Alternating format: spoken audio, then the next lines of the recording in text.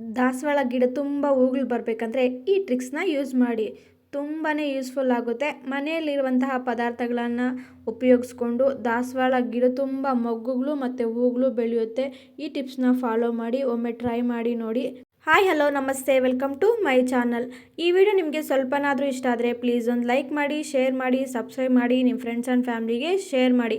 ಬನ್ನಿ ಈಗ ವಿಡಿಯೋನ ಸ್ಟಾರ್ಟ್ ಮಾಡೋಣ. ಇದು ನೋಡಿ, ಇದು ನಮ್ಮ ಮನೆ ಹತ್ರ ಇರುವಂತಹ ದಾಸವಾಳ ಗಿಡಗಳು. ತುಂಬಾ ಚಿಕ್ಕವು ಆದರೂ ಕೂಡ ಚಿಕ್ಕ ಚಿಕ್ಕದಾಗಿ ಮೊಗ್ಗುಗಳು ಬಂದಿದೆ. ಎಷ್ಟು ಚೆನ್ನಾಗಿ ನಾನೇನು ರೆಮಿಡೀಸ್ನ ಯೂಸ್ ಮಾಡ್ತೀನಿ ಅಂತ ಈ ವಿಡಿಯೋದಲ್ಲಿ ತಿಳಿಸ್ಕೊಡ್ತೀನಿ. ತುಂಬ ಚೆನ್ನಾಗಿ ಬೆಳೆಯುತ್ತೆ. ನಾವು ಭೂಮಿ ಮೇಲೇ ಇಡಬೇಕು ಅಂತೇನಿಲ್ಲ, ಪಾಟ್ಗಳಲ್ಲೂ ಇಡ್ಬೋದು. ನೋಡಿ, ನಂದು ಚಿಕ್ಕದು ಗಿಡನೇ ಆದರೂ ಕೂಡ ಒಂದೇ ಒಂದು ರೆಂಬೆಯಲ್ಲಿ ಎಷ್ಟು ಮೊಗ್ಗುಗಳು ಬಂದಿದೆ ಅಂತೂ ನೀವೇ ನೋಡಿ ತುಂಬ ಆಶ್ಚರ್ಯ ಪಡ್ತೀರಾ ಎಷ್ಟು ಚೆನ್ನಾಗಿ ಬಂದಿದೆ ಅಂತ. ಈ ರೆಮಿಡೀಸ್ನ ಉಪಯೋಗಿಸಿ ನೋಡಿ, ತುಂಬ ಚೆನ್ನಾಗಿ ಗಿಡ ಅಂತೂ ಆಟೋಮೆಟಿಕ್ಕಾಗಿ ಬೆಳವಣಿಗೆ ಆಗಿಬಿಡುತ್ತೆ. ನೀವೇನು ಕಷ್ಟಪಡೋಂಗೆ ಇಲ್ಲ. ಮನೆಯಲ್ಲಿರುವಂತಹ ಪದಾರ್ಥಗಳನ್ನು ಯೂಸ್ ಮಾಡಿಕೊಂಡು ಗಿಡನ ಆರಾಮಾಗಿ ಬೆಳೆಸ್ಬೋದು. ತುಂಬ ಚೆನ್ನಾಗಿ ಹೂವು ಬೆಳೆಯುತ್ತೆ. ಗಿಡನೂ ಅಷ್ಟೇ ಸುಂದರವಾಗಿ ಗ್ರೀನರಿಯಾಗಿ ಬೆಳೆಯುತ್ತೆ. ಯಾವುದೇ ರೀತಿ ಯೆಲ್ಲೋ ಕಲರ್ ಅನ್ನೋದು ಬರೋದಿಲ್ಲ ಗಿಡದಲ್ಲಿ. ಎಲೆ ಯೆಲ್ಲೋ ಕಲರ್ ಬರುತ್ತಲ್ಲ, ಆ ರೀತಿ ಬರೋದೇ ಇಲ್ಲ, ಗ್ರೀನರಿಯಾಗಿ ಇರುತ್ತೆ. ಈ ಗಿಡ ನೋಡಿ ನೀವೇ ಆಶ್ಚರ್ಯ ಪಡ್ತೀರ. ಬರೀ ಒಂದೇ ಒಂದು ಕೈ ಎಷ್ಟಿದೆಯೋ ನೋಡಿ, ನಾನು ತೋರಿಸ್ತಾ ಇದ್ದೀನಲ್ಲ ಅಷ್ಟೇ ಇರೋದು. ಆ ಗಿಡದಲ್ಲೇ ಎಷ್ಟು ಮೊಗ್ಗುಗಳು ಬಿಟ್ಟಿದೆ ನೋಡಿ, ನಾನು ತೋರಿಸ್ತಾ ಇದ್ದೀನಿ. ಅಷ್ಟು ನೀಟಾಗಿ ಆರಾಮಾಗಿ ಬೆಳೆಸ್ಕೋಬೋದು. ಈಗ ಬನ್ನಿ ಹೇಗೆ ಮಾಡೋದು ಅಂತ ತೋರಿಸ್ತೀನಿ. ಇವಾಗ ನಾವು ಒಂದು ಗಿಡನ ನೆಟ್ಟಿರ್ತೀವಲ್ಲ, ಅದರಲ್ಲಿ ಒಂಥರ ಮಣ್ಣಿರುತ್ತಲ್ವ, ನಾನು ವಿಡಿಯೋದಲ್ಲಿ ತೋರಿಸಾಗೆ ಈ ಥರ ಚೆನ್ನಾಗಿ ನೋಡಿ. ನಾನು ಇದನ್ನು ಹಾಕಿದ್ದೀನಿ. ಏನು ಹೇಳಿ, ನಾವು ತೆಂಗಿನಕಾಯಿ ಹೊಡೆದಿರ್ತೀವಲ್ಲ, ನಾರು ಅನ್ನೋದು ಇರುತ್ತಲ್ವ ಜುಟ್ಟಲ್ಲಿ, ಅದನ್ನು ಹಾಕಿದ್ದೀನಿ. ಅದು ಹಾಕಿದ್ರು ಅಂತೂ ತುಂಬಾ ಒಳ್ಳೆಯದು. ತುಂಬ ಚೆನ್ನಾಗಿ ಗ್ರೋತ್ ಆಗುತ್ತೆ, ಮೊಗ್ಗುಗಳು ಚೆನ್ನಾಗಿ ಬೆಳೆಯುತ್ತೆ. ನೋಡಿ, ನಾನು ಹಾಕಿ ಬಿಟ್ಟಿರೋದನ್ನ ನಿಮಗೆ ತೋರಿಸ್ತಾ ಇರೋದು. ಇವಾಗ ಸ್ವಲ್ಪ ಗಟ್ಟಿಯಾಗಿದೆ. ನಿಮಗೆ ವಿಡಿಯೋದಲ್ಲಿ ತೋರಿಸ್ಲಿ ಅಂತಲೇ ನಾನು ಬಿಟ್ಬಿಟ್ಟಿರೋದು ಗಿಡನ. ಈಗ ಈ ಥರ ಸ್ವಲ್ಪ ಗಟ್ಟಿ ಇರುತ್ತಲ್ಲ ಮಣ್ಣು ಅನ್ನೋದು, ಈ ಥರ ಮೃದುವಾಗಿರಬೇಕು ಅಂದರೆ ಈ ಥರ ಸ್ವಲ್ಪ ಲೂಸಾಗಿ ನಾವು ಗಿಡದಲ್ಲಿ ಮಣ್ಣನ್ನು ಈ ಥರ ತೆಗಿಬೇಕು ಚೆನ್ನಾಗಿ.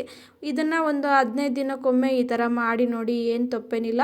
ಈ ಥರ ಮಾಡೋದ್ರಿಂದ ಸ್ವಲ್ಪ ನೀರು ನಾವು ಹಾಕ್ತೀವಲ್ವ, ಅದು ಚೆನ್ನಾಗಿ ಹೀರ್ಕೊಳ್ಳುತ್ತೆ. ಈಗ ಈ ಥರ ಮಾಡ್ಕೋಬೇಕು. ನಾವು ಏನೇ ಫರ್ಟಿಲೈಸರ್ ಹಾಕಲಿ ಈ ಥರ ಮಾಡಿ, ಯಾವುದೇ ಗಿಡಕ್ಕಾಗಲಿ ಈ ಥರ ಮಾಡಿ ನೋಡಿ. ನಾನು ಈ ಥರ ಮಾಡ್ಕೊಂಡು ಇಟ್ಕೊಂಡಿದ್ದೀನಿ. ಈಗ ಅದಕ್ಕೆ ಮೈನಾಗಿ ನಾವೇನಾಗಬೇಕು ಅಂದರೆ, ಗಿಡ ನೆಟ್ಟವಾಗೂ ಅಷ್ಟೇ, ನಾವು ಗಿಡ ಚೆನ್ನಾಗಿ ಬರಬೇಕು ಅಂದರೆ ಈ ರೆಮಿಡೀಸ್ನ ಮೈನ್ ಇಂಪಾರ್ಟೆಂಟಾಗಿ ಇದನ್ನು ಹಾಕಿ. ಎಲ್ಲ ಕಡೆನೂ ಸಿಕ್ಕೇ ಸಿಗುತ್ತೆ. ಇದನ್ನು ಒಂದು ವಸ್ತುನ ಹಾಕಿ, ಏನಿಲ್ಲ ಕುರಿದು ಗೊಬ್ಬರ ಬರುತ್ತಲ್ವ ಅದನ್ನು ಹಾಕಿ. ಮೈನು ಅದೇ ಶಕ್ತಿ ಕೊಡೋದು ಗಿಡಕ್ಕೆ. ಯಾವುದೇ ಫರ್ಟಿಲೈಸರು ಶಕ್ತಿ ಕೊಡಲ್ಲ. ಇದು ಹಾಕೋದ್ರಿಂದ ತುಂಬ ಚೆನ್ನಾಗಿ ಗಿಡ ಅನ್ನೋದು ಬೆಳವಣಿಗೆ ಆಗುತ್ತೆ, ಗ್ರೀನರಿಯಾಗೂ ಇರುತ್ತೆ. ಇದನ್ನು ಹಾಕಿಬಿಟ್ಟು ಚೆನ್ನಾಗಿ ಈ ಥರ ಸ್ಪ್ರೆಡ್ ಮಾಡ್ಕೋಬೇಕು. ನೀಟಾಗಿ ಈ ಥರ ಸ್ಪ್ರೆಡ್ ಮಾಡ್ಕೋಬೇಕು. ಇದನ್ನು 15 ದಿನಕ್ಕೊಂದ್ಸರಿ ಹಾಕಬೇಕು. ಗಿಡ ಅಂತೂ ತುಂಬ ಚೆನ್ನಾಗಿ ನಿಮ್ಗೆ ಯಾವ ಹೈಟ್ಗೆ ಬೇಕೋ ಆ ಹೈಟ್ಗೆ ಬೆಳೆಯುತ್ತೆ. ಅದೇ ರೀತಿ ನಮ್ಮ ಮನೆಯಲ್ಲಿ ಡೈಲಿ ಪೂಜೆನೂ ಮಾಡ್ತಾ ಇರ್ತೀವಿ. ಇದೊಂದು ಫುಲ್ಲು ರೆಮಿಡಿ. ಇದಂತೂ ತುಂಬಾ ಯೂಸ್ ಆಗುತ್ತೆ. ನಾನು ಹೇಳೋ ಪದಾರ್ಥಗಳನ್ನು ಹಾಕಿ ನೋಡಿ, ತುಂಬ ಚೆನ್ನಾಗಿ ಬೆಳೆಯುತ್ತೆ. ನೀವೇ ಆಶ್ಚರ್ಯ ಪಡ್ತೀರ ಎಷ್ಟು ಚೆನ್ನಾಗಿ ಹೂವು ಅನ್ನೋದು ಬಂದಿದೆ ಅಂತ. ಈಗ ನಾವು ಹೂವು ದೇವ್ರಿಗೆ ಇಟ್ಟಿರ್ತೀವಲ್ವ, ಅದು ಮಿಕ್ಕುತ್ತೆ ಎಲ್ಲಂದರೆ ಅಲ್ಲಿ ಹಾಕಕ್ಕೆ ಹೋಗ್ಬೇಡಿ. ಗಿಡಕ್ಕೆ ಹಾಕಿ ಮತ್ತು ಒಂಥರ ಗೊಬ್ಬರ ಬರುತ್ತೆ.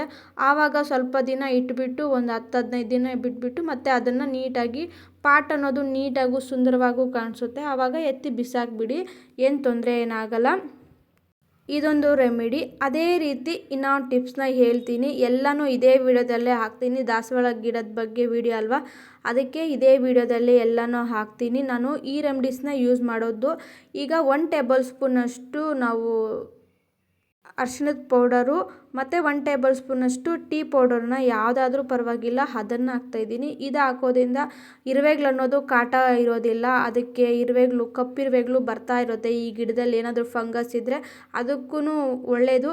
ಚೆನ್ನಾಗಿ ಗಿಡ ಅನ್ನೋದು ಬೆಳೆಯುತ್ತೆ. ಈಗ ಅದೇ ರೀತಿ ಇನ್ನೊಂದು ಟಿಪ್ಸ್ನ ಹೇಳ್ಕೊಡ್ತೀನಿ. ಇದಂತೂ ಡೈಲಿ ಹಾಕಿ ಏನು ತೊಂದರೆ ಆಗಲ್ಲ. ನಿಮ್ಮ ಮನೇಲಿ ಡೈಲಿ ಇರೋದೇ ನಾವೇನು ಅಕ್ಕಿ ತೊಳೆದಿರ್ತೀವಲ್ಲ, ಕಾಳು ತೊಳೆದಿರ್ತೀವಲ್ಲ, ಅದನ್ನು ಹಾಕೋದ್ರಿಂದ ಅಂತೂ ಗಿಡ ಅಂತೂ ತುಂಬ ಚೆನ್ನಾಗಿರುತ್ತೆ. ನೀವೇ ಆಶ್ಚರ್ಯ ಪಡ್ತೀರಿ ಎಷ್ಟು ಚೆನ್ನಾಗಿ ಬೆಳೆದಿದೆ ಅಂತ. ಅದು ತುಂಬ ಮೊಗ್ಗುಗಳು ಮತ್ತು ಹೂಗಳು ತುಂಬ ಚೆನ್ನಾಗಿ ಬರುತ್ತೆ. ಈ ಟಿಪ್ಸ್ನ ಯೂಸ್ ಮಾಡಿ ನೋಡಿ. ಇದನ್ನು ನೀವು ಡೈಲಿ ಹಾಕ್ಬೋದು. ನೀರನ್ನೋದು ಗೊಬ್ಬರ ಮತ್ತು ಟೀ ಪುಡಿ ಮತ್ತು ಅರಿಶಿಣದ ಪುಡಿ ಅದು 15 ದಿನಕ್ಕೊಮ್ಮೆ ಹಾಕ್ಬೋದು. ಏನು ತೊಂದರೆ ಇಲ್ಲ. ನಾವು ಅಕ್ಕಿ ತೊಳೆದಿರ್ತೀವಲ್ಲ, ನೀರು ಅನ್ನೋದು ಕಂಪಲ್ಸರಿಯಾಗಿ ಡೈಲಿ ಹಾಕಿ ತುಂಬ ಚೆನ್ನಾಗಿ ಗ್ರೋತ್ ಆಗುತ್ತೆ, ಗ್ರೀನರಿಯಾಗಿ ಬೆಳೆಯುತ್ತೆ. ಒಮ್ಮೆ ಟ್ರೈ ಮಾಡಿ ನೋಡಿ. ನೋಡೋದ್ರಲ್ಲ ದಾಸವಾಳ ಗಿಡದ ಬಗ್ಗೆ ನನಗೆ ಎಷ್ಟು ಗೊತ್ತಿರೋದು ಅಷ್ಟೊಂದು ಮಾಹಿತಿಯನ್ನು ಕೊಟ್ಟಿದ್ದೀನಿ. ತುಂಬಾ ಯೂಸ್ಫುಲ್ ಆಗುತ್ತೆ. ಒಮ್ಮೆ ಟ್ರೈ ಮಾಡಿ ನೋಡಿ. ಈ ವಿಡಿಯೋ ನಿಮಗೆ ಸ್ವಲ್ಪನಾದರೂ ಇಷ್ಟ ಆದರೆ ಪ್ಲೀಸ್ ಒಂದು ಲೈಕ್ ಮಾಡಿ, ಶೇರ್ ಮಾಡಿ, ಸಬ್ಸ್ಕ್ರೈಬ್ ಮಾಡಿ, ನಿಮ್ಮ ಫ್ರೆಂಡ್ಸ್ ಆ್ಯಂಡ್ ಫ್ಯಾಮ್ಲಿಗೆ ಶೇರ್ ಮಾಡಿ. Thank you.